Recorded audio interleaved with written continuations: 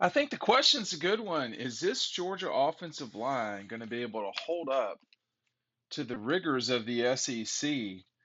And when you take a look at it, there's been a lot of change on the offensive line for Georgia this season. Number one, Matt Luke departs. You got Stacy Searles coming in, a guy who knows Georgia pretty well from a pretty successful time in Athens from 2007, 8, and then he left after the I think 10 season, which brought in Will Friend.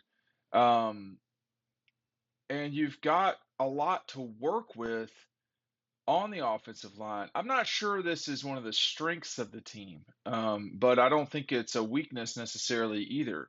But what separates this league from everybody else in college football are the defensive linemen. When you all you got to do is look back at Georgia's national championship season this past year, and with guys like Jordan Davis, Devontae Wyatt, Trayvon Walker, Nolan Smith, etc., that your most challenging spot to defend probably is the def is your most challenging position that you got to defend is the defensive line. Um, that's what's so different in this league than everywhere else. So let's take a look at Georgia's offensive line real fast. I mean, you return your starting center, which I think is a big deal in Cedric Van Pran. All right, that is going to be a big deal to be sure.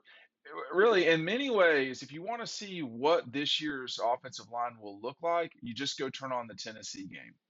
And in the Tennessee game, Georgia scored 41 points, um, went up and down the field on the Vols, and really made them pay for the mistakes they made. It was a 41-17 decision. James Cook was absolutely uh, unbelievable that night. But it was the offensive line that really paved the way for James. He had 147 yards, 3 touchdowns on 13 touches. An amazing performance from James. But that day, uh, it was Xavier Truss was out there a lot. Jamari Sawyer was sick. You saw Broderick Jones out there. It gave you much more of a feel of what the offensive line will look like in the fall of 2020. So let's just go over it. You got Cedric Van Pran in the middle. The outsides, Warren McClendon has been a multi-year starter at Georgia at right tackle. He's going to probably add another year of starting at right tackle this fall. Uh, That leaves left tackle, which Broderick Jones, who in the national championship game was the one of the changes that occurred later in that game that allowed Georgia to rip off and take over the fourth quarter against Alabama. Make sure you're picking up DAWGSTRUCTION. It's the number one way to support us. It's an awesome gift too. 80-page book, hardcover, and you go in there and you read. Broderick Jones was at left tackle. Jamari kicked inside to left guard, and again, coming into this year, when you have your outsides set and your center set, it gives you a lot of flexibility then because everybody else is fighting over two positions. They are really important positions because the defensive linemen that I was talking about earlier in this league, the guards have to really deal with them more than anybody else. Yes, you have the pass rush, but if you're not in third and medium or long, you're not going to be dealing with a pass rush. So the guards have got to get the job done, and that's where the question marks come in for me. They're not bad question marks. The the question is who's going to play there? I mean, coming into the Clemson game a season ago, Tate Ratledge was Georgia's starting right guard. That went away. So he will be back in the fall. You also have Amarius Mims, who is a tackle for sure, but he will give you the capability, in theory, if he develops, of kicking Broderick inside to left guard in the future. But Amarius has got to get going if that's the case, right? You also have a lot of options at left guard if Tate Ratledge is your right guard.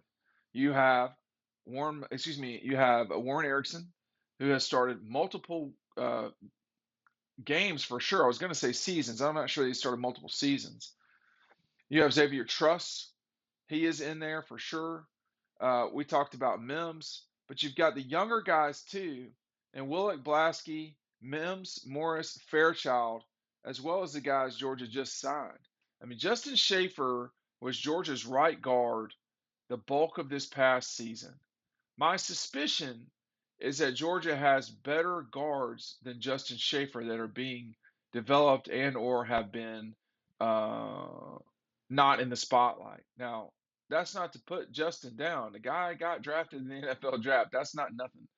The question is, does Georgia have somebody better? We don't know yet, but my guess is yes. So, can this group hold up? I mean, it's the one group that really does need to be in tune, or you're going to have some problems.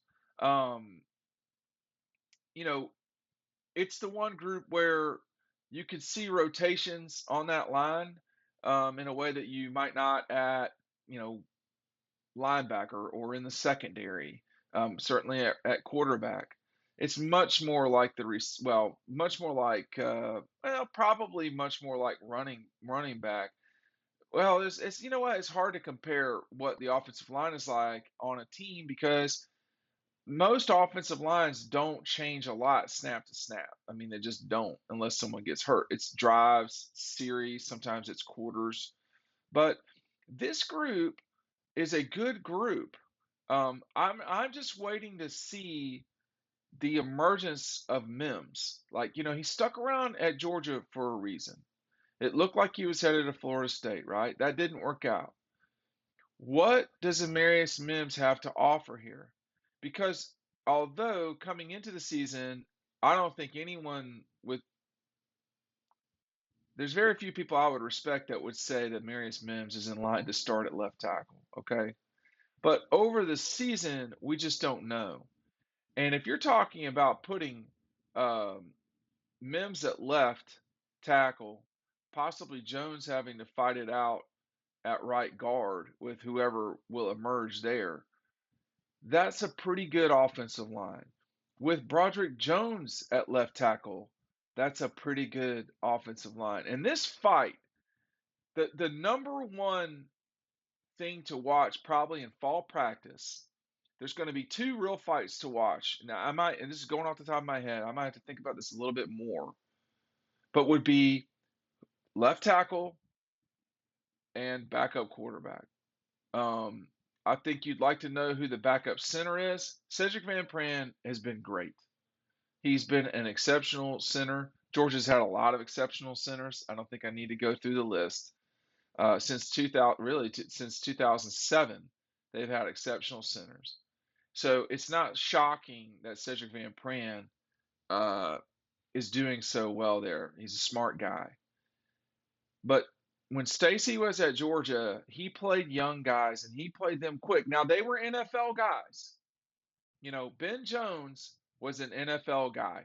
Cordy Glenn, NFL guy. Clint Bowling, NFL guy. Clint and Ben were both starting freshmen in 2007 on the offensive line at Alabama.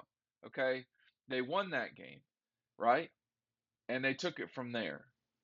So, does Stacy have a young guy in mind that he feel like? I mean, Clint Bowling didn't get to Georgia until the summer. So that shows you, what he was like, what the offensive line was like at the time, and what Stacy will do. So I don't know what I don't know on the offensive line in terms of the young guys. But when you have penciled in essentially four of your five starters, you're doing okay. Can they survive what will be, excuse me, a better Alabama defense? Can they survive the rigors of playing in this league all the time? We're going to see in a few months.